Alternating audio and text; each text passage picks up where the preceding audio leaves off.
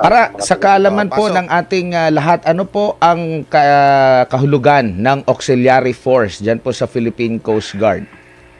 Ito yung mga volunteer personnel ng Philippine Coast Guard, no? Hindi po ito katulad ng reservist. Ayan.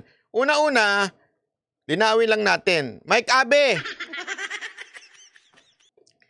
alam mo ba ibig sabihin ng auxiliary at saka yung reservist? Magkaiba po kasi yun. Parang nami-mix mo eh. Baka nagkamali ka lang ng dinig. Linis ka rin ng tenga minsan.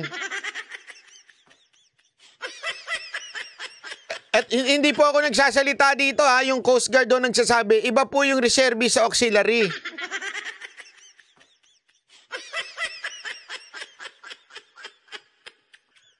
Kasi ang parang realization mo sa iyong analysis, ang mga Coast Guard, sila po yung yung mga Chinese na pumasok ng Coast Guard, para mga reservist. Hindi po, magkaiba ho yung auxiliary sa reservist. Ano ba yung auxiliary at reservist? Pasok! Ang mission lang po nito ay para po sa civic action ng Philippine Coast Guard, katulad po ng mga relief operations, medical mission, hanggang doon lang po ang pwede nilang pasukin sa Philippines. Hanggang doon lang po ang pwede nilang pasukin. Relief, medical mission, anik-anik. Wala pong operation, hindi lulusob, hindi mangingialam sa Coast Guard. Hindi ho sila, hindi ho sila mga sundalo ng Coast Guard. Reservist po yun. Magkaiba ho auxiliary, hoy. Minsan kasi mag-research ka din. Kaya kat yan, naiinis. Kaya tuloy nababara ka ni Pastor Kibuloy eh. Hindi ka kasi nagre-research eh. Akala ko ba you know your job? You know your job but you do not research your job.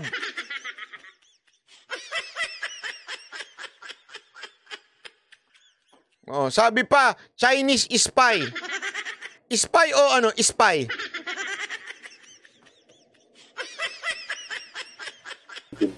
Nagkataon po, mayroong mga previous commandant po na nagbigay ng panukala o ng pagpayag na magkaroon ng mga auxiliary ng mga foreigners, hindi lang po Chinese, kundi mga ibang nationalities pa ho, pero on a limited basis. Nagigets nyo? Hindi lang po Chinese. Meron bang ibang lahi?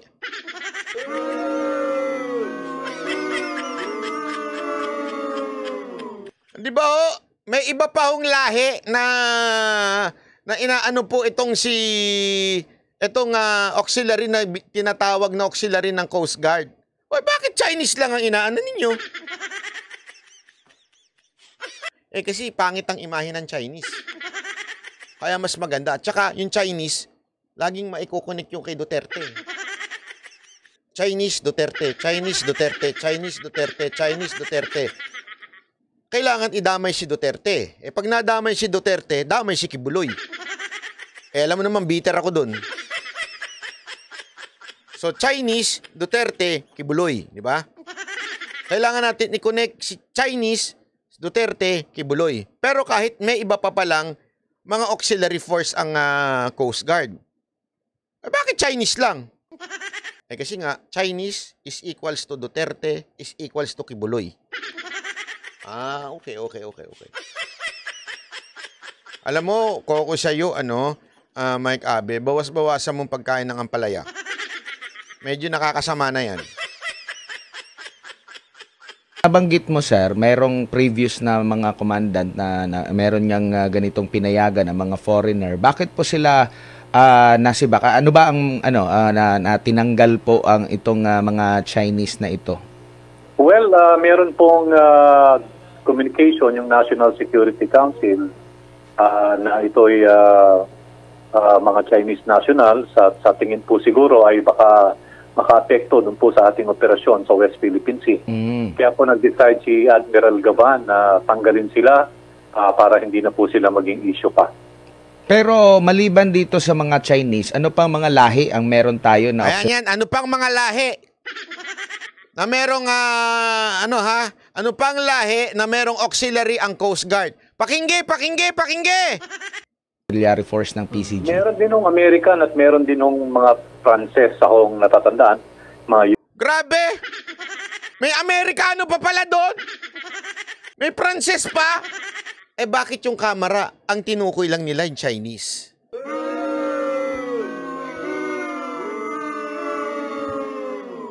Sa bagay, yung Chinese lang ang pwede nilang i-connect kay Duterte. Eh bakit si Mike Abe ang kinunik lang Chinese, hindi niya sinabi Americans?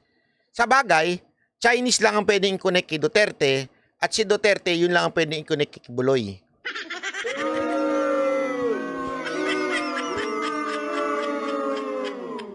Ano? So sa madaling salita, piki lang sila? Oo. European na binigyan ng honorary rank. Pero mga more or less, ilan po yung mga ganito pong bilang ng mga banyaga na auxiliary force ng PCG, sir?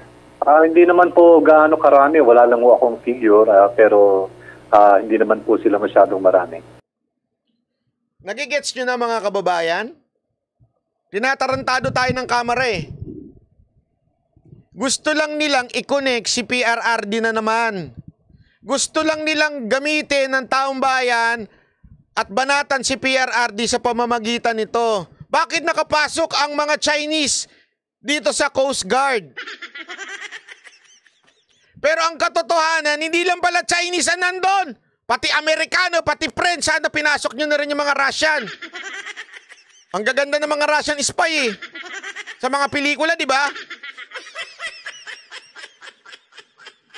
Para kumpleto. Eh baka nga hindi lang yan eh. Baka marami pang ibang lahi na nandyan eh. Nagkataon lang, Chinese lang ang pwedeng i-connect kay PRRD. So Chinese lang ang binanggit nitong mga congressman. Kayong mga congressman kayo, pektusan ko kayo eh.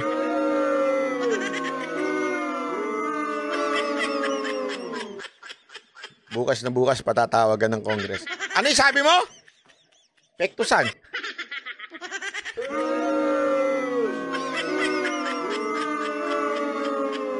Ayan po ang katotohanan. Di ba ho? Kaya nga sinasabi ko sa inyo eh, manood po kayo ng SMNI kasi sa SMNI lang lumalabas yan.